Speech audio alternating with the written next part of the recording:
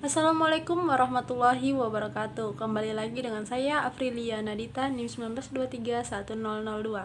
Di video kali ini kita masih membahas atau membicarakan mengenai bidang garapan dari administrasi pendidikan. Salah satu bidang garapannya yaitu administrasi layanan khusus sekolah. Yang perlu diingat di sini adalah layanan merupakan suatu bentuk kegiatan memberikan satu kondisi kenyamanan buat orang lain yang kita layani. Ketika kita berbicara mengenai manajemen layanan khusus, maka kita perlu tahu apa sebenarnya layanan khusus itu. Mengapa layanan khusus itu perlu disediakan dan perlu dikelola? Apakah seluruh lembaga pendidikan baik sekolah maupun perguruan tinggi telah menyediakan layanan khusus itu? Nah, manajemen layanan khusus di suatu sekolah merupakan bagian paling penting dalam manajemen berbasis sekolah yang efektif dan efisien. Sekolah merupakan salah satu sarana yang sanggup dipakai untuk meningkatkan kualitas dari penduduk bangsa Indonesia. Sekolah tidak hanya mempunyai tanggung jawab dan kiprah untuk melaksanakan proses pembelajaran dalam membuktikan ilmu pengetahuan dan teknologi saja, melainkan harus menjaga dan meningkatkan kesehatan baik jasmani maupun rohani peserta didik. Hal ini sesuai dengan Undang-Undang Nomor 19 Tahun 2005 perihal Standar Nasional Pendidikan, Bab 2 Pasal 4 yang memuat perihal adanya tujuan pendidikan nasional. Untuk memenuhi kiprah dan tanggung jawab tersebut, maka sekolah memerlukan suatu manajemen layanan khusus yang sanggup mengatur segala kebutuhan peserta didik, sehingga tujuan pendidikan tersebut sanggup tercapai. Manajemen layanan khusus di sekolah intinya ditetapkan dan diorganisasikan untuk mempermudah atau memperlancar pembelajaran, serta sanggup memenuhi kebutuhan layanan khusus siswa di sekolah. Pelayanan khusus diselenggarakan di sekolah dengan maksud untuk memperlancar pelaksanaan pengajaran dalam rangka mencapai tujuan pendidikan di sekolah. Pendidikan di sekolah antara lain juga berusaha biar peserta didik senantiasa berada dalam keadaan baik. Baik di sini menyangkut aspek jasmani maupun rohaninya. Dengan ini kita dapat menyimpulkan bahwa manajemen layanan khusus yaitu suatu proses aktivitas menawarkan pelayanan kebutuhan kepada peserta didik untuk menunjang aktivitas pembelajaran biar tujuan pendidikan sanggup tercapai secara efektif dan efisien. Nah, manajemen layanan khusus di sekolah ditetapkan dan diorganisasikan untuk memudahkan atau memperlancar pembelajaran serta sanggup memenuhi kebutuhan khusus siswa di sekolah. Di antaranya meliputi yang pertama, sarana ibadah. Hal ini dapat kita lihat apakah di setiap sekolah ataupun perguruan tinggi memiliki sekurang-kurangnya tempat ibadah yang layak dan khusus dengan tingkat kebersihan dan kenyamanan.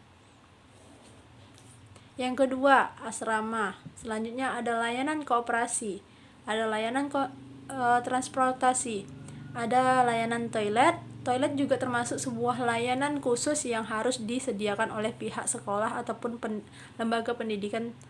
Tentunya dalam hal ini benar-benar harus diperhatikan tingkat kelayakan, kebersihan, kenyamanan bagi pengguna layanan ini nantinya.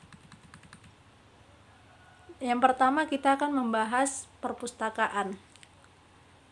Ketika kita berbicara mengenai perpustakaan, pasti yang terlintas di pikiran kita adalah suatu ruangan yang digunakan untuk meminjam dan membaca buku. Lantas, apa sebenarnya yang dimaksud dengan perpustakaan dan apa fungsi perpustakaan itu?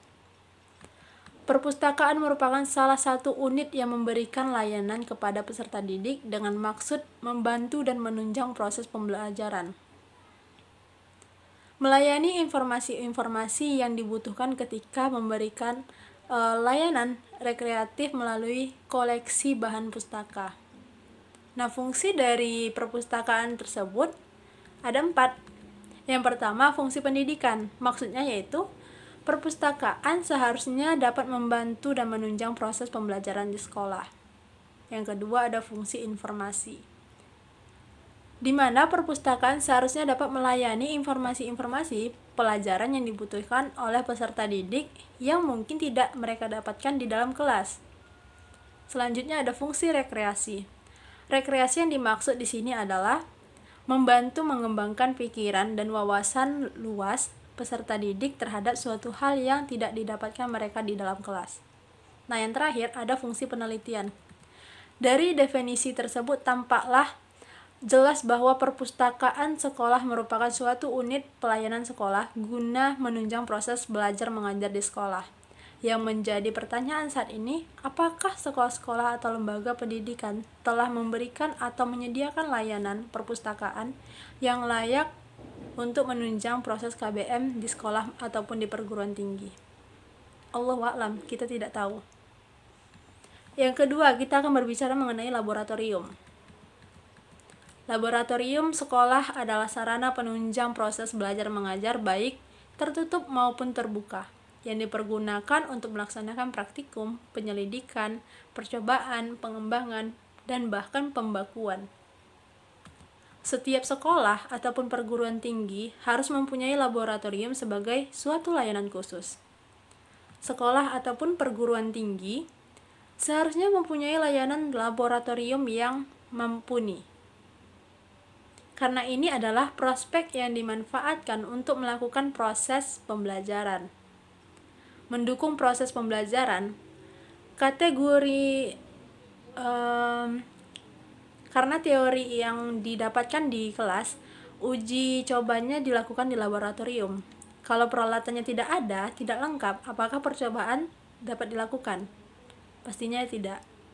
Hal ini yang seharusnya menjadi perhatian bagaimana pada akhirnya layanan-layanan khusus ini disediakan secara khusus sehingga bisa dimainkan fungsi-fungsi sesuai dengan apa yang seharusnya. Yang ketiga ada UKS. Layanan kesehatan di sekolah biasanya dibentuk sebuah wadah bernama Usaha Kesehatan Sekolah atau UKS. Usaha kesehatan sekolah adalah suatu usaha kesehatan masyarakat yang dijalankan sekolah. Layanan kesehatan peserta didik, di mana suatu layanan yang diberikan kepada semua siswa, kepada semua peserta didik yang ada di sekolah, agar mereka sehat dan mampu dalam mengikuti proses pembelajarannya. Ketika terjadi kondisi yang membuat mereka perlu layanan kesehatan, mereka punya tempat dan tidak terus pulang atau tidak harus dibawa segera ke rumah sakit. Tapi ada layanan minimal kalau memang masih dalam frekuensi kondisi yang bisa teratasi. Yang menjadi pertanyaan, apakah layanan UKS ini benar-benar dikelola dengan baik oleh orang yang ahlinya? Apakah ketersediaan obat-obatan atau perlengkapan yang dibutuhkan UKS lengkap? Seharusnya UKS dapat menjadi penunjang proses pembelajaran jika dikelola dengan baik dan benar. Namun yang terjadi saat ini malah sebaliknya. Nah, yang keempat ada kafetaria. Layanan kafetaria adalah layanan makanan dan minuman yang dibutuhkan oleh peserta didik di sela-sela mengikuti kegiatan belajar mengajar di sekolah, sesuai dengan adanya daya jangkau peserta didik. Makanan dan minuman yang tersedia di kafetaria tersebut dapat dilihat dari jumlah uang saku peserta didik, tetapi juga memenuhi syarat kebersihan yang cukup kandungan gizinya. Yang kelima ada sarana ibadah. Tempat ibadah berupa sekurang-kurangnya jika di perguruan tinggi, terutama di tiap-tiap fakultas harus memiliki musola yang harus dikelola dengan baik, yaitu dengan cara dibersihkan atau kebersihannya benar-benar terjaga karena tempat ini berhubungan dengan ibadah atau mendekatkan diri dengan Tuhan. Selain menjadi tempat ibadah juga dapat dijadikan sebagai prospek tempat bertukar pikiran, berdiskusi, atau juga dapat dijadikan sebagai prospek pendidikan keagamaan, pengembangan diri dan kerohanian. Yang menjadi pertanyaan, berapa banyak perguruan tinggi yang setiap fakultasnya memiliki musola? Hal ini harus benar-benar diperhatikan dan dikelola dengan baik. Oke, baiklah. Sekian materi yang dapat saya sampaikan mengenai manajemen layanan khusus. Saya akhiri dengan Assalamualaikum warahmatullahi wabarakatuh.